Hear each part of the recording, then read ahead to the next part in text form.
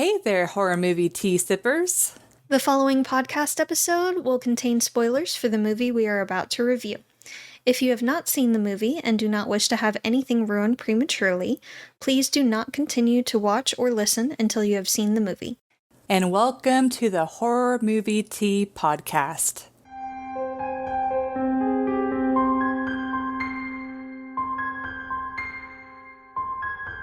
Today we are covering Talk to Me, which is a recent movie, but I can't remember if it came out this year. I think it came out yes. I think. Yes. Pretty sure it was this year. Well, I get it was this year. Well, since it came out in January, or this is coming out in January, it's actually came out last year. We're recording this in 2023. My brain. My brain. I'm so done. Yeah. But before we go into the review, let's talk about tea. So we decided to use some Republic of Tea. This is coming out in January, but we're recording this like right before Thanksgiving. We're feeling fall. We're feeling festive. Well, and this is just winter tea.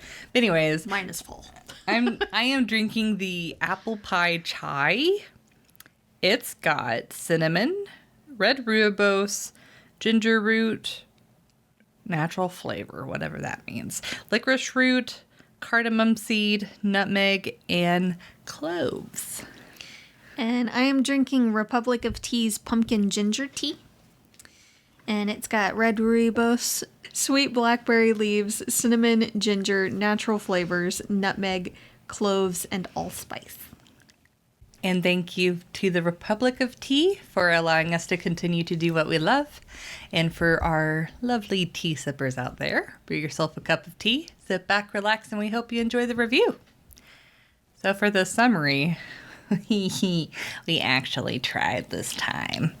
As a party game, a group of friends use an embalmed hand to contact the dead. And naturally, or supernaturally, it goes wrong. I had to make the joke. I was hoping you wouldn't. Entertainment. Please. So I will say what this movie has for it is the premise of itself is really interesting. Like the whole embalmed hand thing. Because I feel like so many movies are like, oh, we're going to pick like common, like we're gonna have a seance, we're gonna have like a Ouija board. They like go through all of like the more like typical quote unquote ways people like contact the dead. So the embalmed hand thing, I don't know if maybe that's like a more like less common lore, like if it's an actual thing or if they made it up, but either way it was interesting. Yeah. And it's not something you see very often. It was new and refreshing. Yes. And I really like the fact that they made it like it was like a dare where it's like, oh, you know, you too chicken to do this, but then like once they did, they almost became like addicted to it, like it was a drug. I thought that was a really nice effect because that means that they're gonna keep doing it, because if it's too scary and it's not enjoyable, then why would they keep doing it? So it was a good way for them to be like, oh, this is why they're continuing to do it. It's like there is a level of risk, but they're not like thinking about it. They just want like the next like... They want the next hit. Yeah. But like after like the malevolent spirit comes, I will fully admit that my brain started checking out. So it was interesting up to that point, but then like after that, my brain was like I was watching the movie, but my brain was like starting to wander a bit. So it's like the fact that this movie couldn't keep my, like the story wasn't strong enough for it to keep my attention. Oh man, like, oh, I would probably give this movie like a 7, where it's like, I feel like it definitely has the elements to make it like a really interesting, unique movie. Like the bringing to a more cliche situation, the premise around it is unique, I should say. But yeah, it did keep my interest. But that's all I got. I give it a 7.25.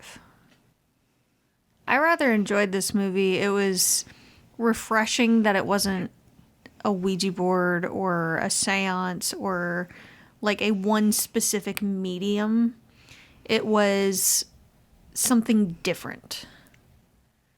And normally just as an outsider, you would think that the supernatural activity that they witness and everything would be scary and would put them off of it. But you see them afterwards in such a euphoric state. So it does have some kind of altering effects on them. And it does seem almost like a drug to them. Mm-hmm. So that explains why they would keep going back to it and keep wanting to try it. And also I understand the appeal for someone who's lost someone very close to them. Like the main character had lost her mother, I think it was 2 years before.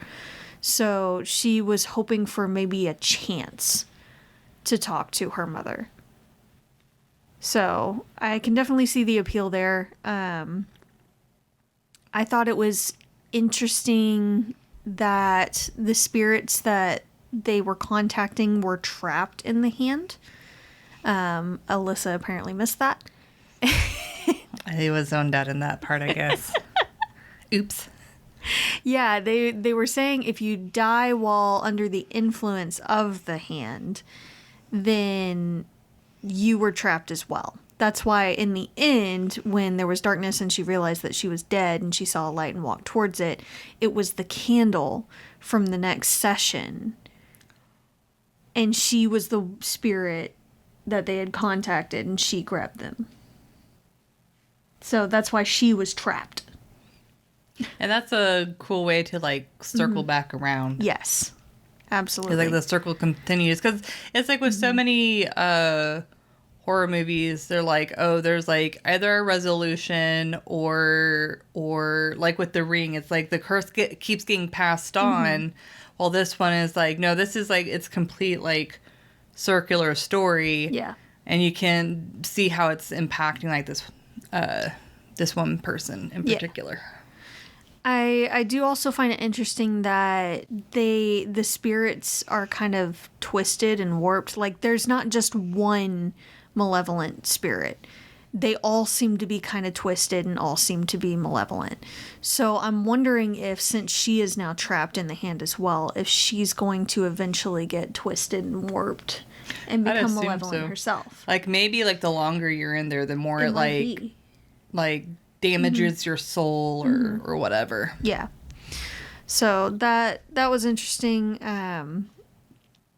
The effects that they had in the real world were a little vague.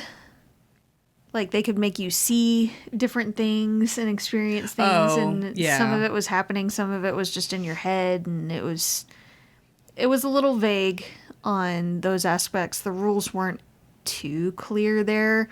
They did whatever they wanted in that scene. Yeah.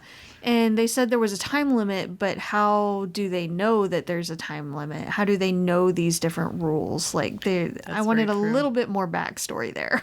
Yeah, like it would be cool if it like a Ouija board, it came with instructions. Yeah. And it's like, here's how you play the game. And that would like make sense on like how it got started. Mm-hmm. Yeah, because there was so much writing on it too. So it just... Yeah. We have questions. Yes. Or at least I do. I have questions. Some of the interactions between the characters don't really feel very organic. The relationships between the main character and like her best friend, for example, seem rather toxic and not very healthy. Yeah. So in multiple ways, not just like the best friend is toxic, like she has some toxic traits as well. So it just felt a little off-putting and doesn't garner a whole lot of sympathy for the character, honestly. So makes it a little difficult to root for the main character when you're like, eh. Yeah, but maybe that is what makes the ending like. Well, no, It's not really satisfying either, though. Yeah. Well, and then it's like, But you don't feel like terrible. Like it's just a different ending. Like you don't feel any particular kind of way about it. it's just like, oh, this happened. It's kind of a bummer, but at the same time, it's kind of her own fault. So, yeah, that's what I got for entertainment anyway. Realism is gonna be tough. This is what happens when I neurotically organize while watching a movie. But I was organizing the DVD, so I was literally, the screen was right there, and I was watching. Excuses. So for realism, Ain't got time for that. realism is tough. Like, I would say situationally, like the kids like grab onto doing the hand and stuff.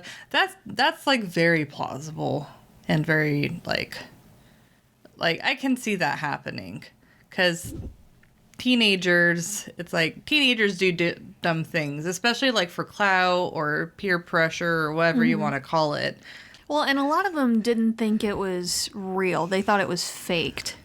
Yeah. So some of them were just curious to see it and see if there was a trick to it. What are you doing? I need to readjust myself really bad. Well, then but I'm stuck. do it. I'm Jesus. trying.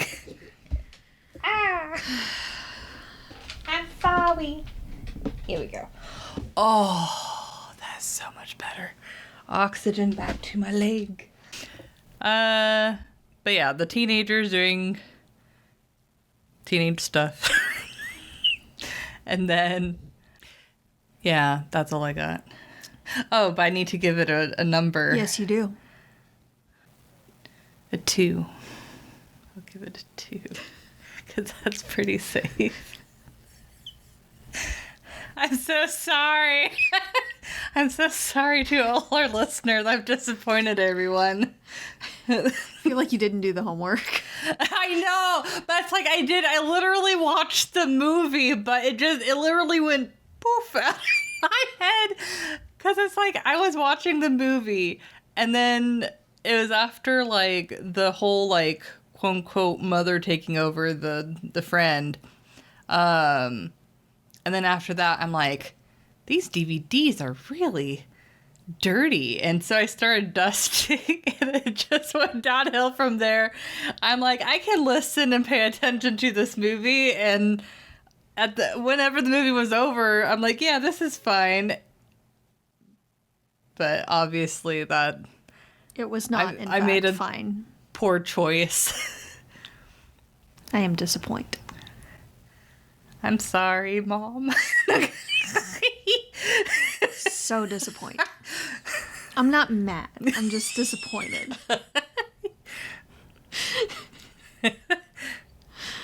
Apocalypse Mom is disappointed in you. Apocalypse Mom.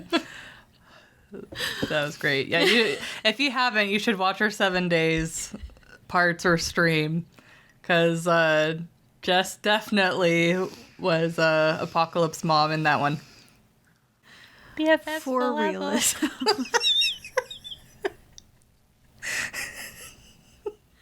By the way, if you haven't seen our merch store, we have this mug that says, "I'm going to kill you at some point." There's a reason that I drink from this mug. And there's a reason that her line is, "Please don't kill me." Help. I'm in danger.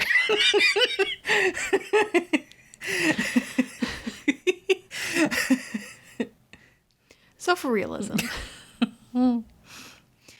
some of the interactions are understandable and realistic. People grieve in different ways, so to lose someone that close to you, even a couple years later, it still hurts. Yeah. And the movie makes it seem like she doesn't really have that much of an outlet or space to talk about it. Her dad isn't there a whole lot, it seems like, so she seems very isolated in her grief. It's different to talk about it with even family members that you don't see too often. So the scene at the memorial for her mother, it's just very awkward and somber. Like, there's an aunt that talks to her, but it's just kind of,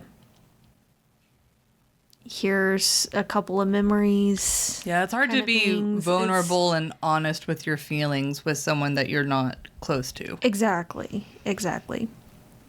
Her friend is so wrapped up in her little romance with her boyfriend that she's kind of neglecting the friendship. So that could make her feel more isolated, and she comes across as clingy, which it does seem a little unhealthy there. She's pushing a little hard there. But her friend is also not the best of friends. There's some work that needs to be done on both sides, or needed to be done on both sides, as one of them is now dead. That's kind of a problem. But there are other interactions where it just seems kind of forced and kind of drama for drama's sake. The whole circumstance around her mother's death is kind of shaky, and I didn't feel like it was entirely necessary. But I don't know, that's just me. Going back to the hand, if they are getting a euphoric state afterwards, basically a hit, almost like a drug, it makes sense why they would go back to it, which I appreciate, because otherwise, like, why in the hell would you do that? That does not look pleasant at all. Yeah, they definitely made it look like when you first start and you're seeing the person, that'd be scary as shit. They look like hell during it, too. Yeah. Like, it's awful. Why would you put yourself through that? But they keep going back to it, and when you find out that the people that die while under the effects of the hand are trapped in it themselves, it makes sense why they would get kind of a drug-like hit from it. Because the hand is trying to get as many souls as possible trapped in it. So it's an interesting cursed item, but that many people not saying anything about the hand, even to police, makes no sense. And when someone goes off the deep end and kills his own brother and then stabs himself in the eye, yeah, no. I'm pretty sure that would be a signal to others that use it that, maybe this is a problem. This is a bad thing. Yeah. So it just didn't make that much sense. The candle thing didn't make that much sense to me either. Like, why is that necessary, that you have to blow out the candle for it to stop? Like, you have to let go of it and blow out the candle. Otherwise, it keeps going. Why? That doesn't make sense. Because it's like, especially when there were times where they're having trouble, like, getting the hand out. Yeah. It's like they should have it to where it's like, well, if you let go, then the connection is cut. Yeah. Yeah. That's a little weird. Yeah. They were a little vague on that. I feel like that was them trying to call to, like, other seances or whatever, where it's like, oh, you always light a candle. But it's like, this one works a little differently than that. Yeah. Yeah. And how do they have these powers of looking like certain people? Like, messing with your mind. Like, they appear to her as, like, her mom. How? I get why, but how? And then they look like her dad. To make her doubt him and end up having her try to kill him. Also, she stabs the guy in the neck, like where an artery is. And he's losing a massive amount of blood. Also, that likely would have stabbed into his throat. So he probably would have been choking on his own blood, as well as bleeding out. But he was still alive when the friend, like, at least 10 minutes later, at least, came to the house and found him that way. And then it takes another little while for the ambulance to get there to stabilize him. So, how did he live?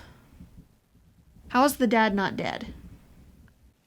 Yeah, because oh no. Because even, like, if you put pressure on a root wound... That'll only do so much. Yeah. Especially for an artery.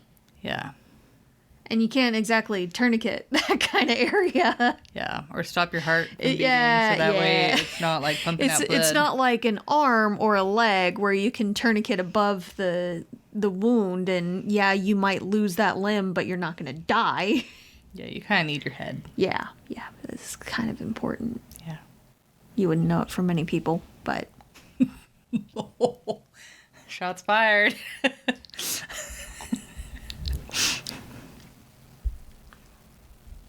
Sip on that tea. But it's kind of an important area most of the time, and you can't exactly tourniquet that. So,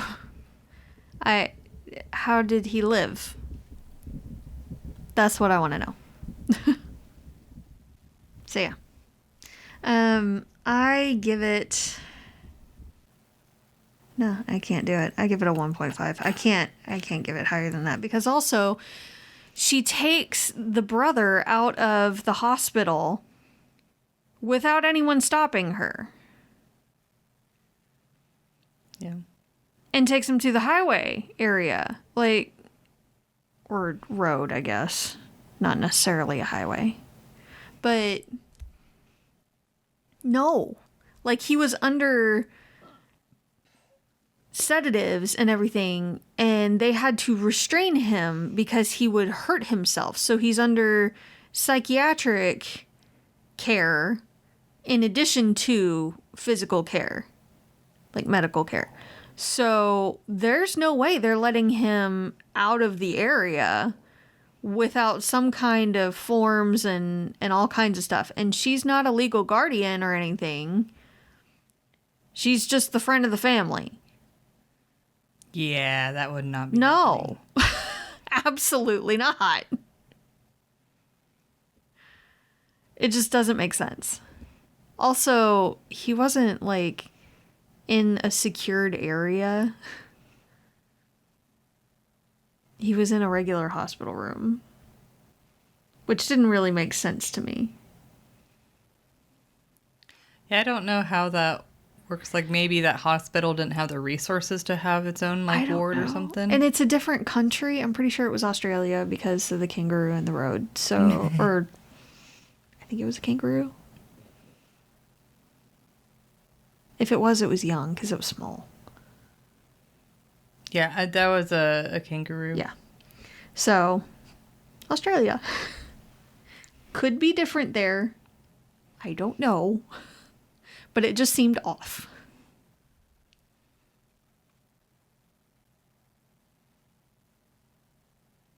And then again, when there's another instance of cuckoo and someone dying, then there's another session with some other people.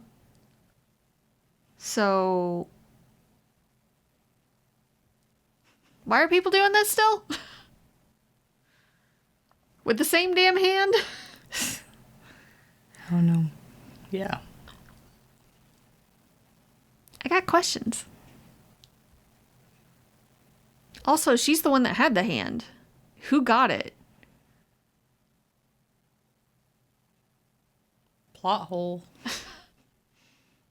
Who got it for there to be another session? Anyway.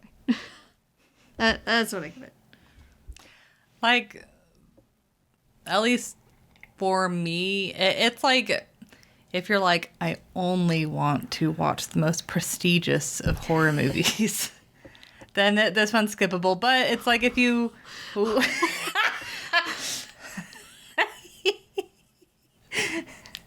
Suddenly snobby. But if you're like, I love all of the horror movies. Judgy over here. No! I was mimicking like whoever is out there is like, I only want to watch like the super good. Little Miss Judgy.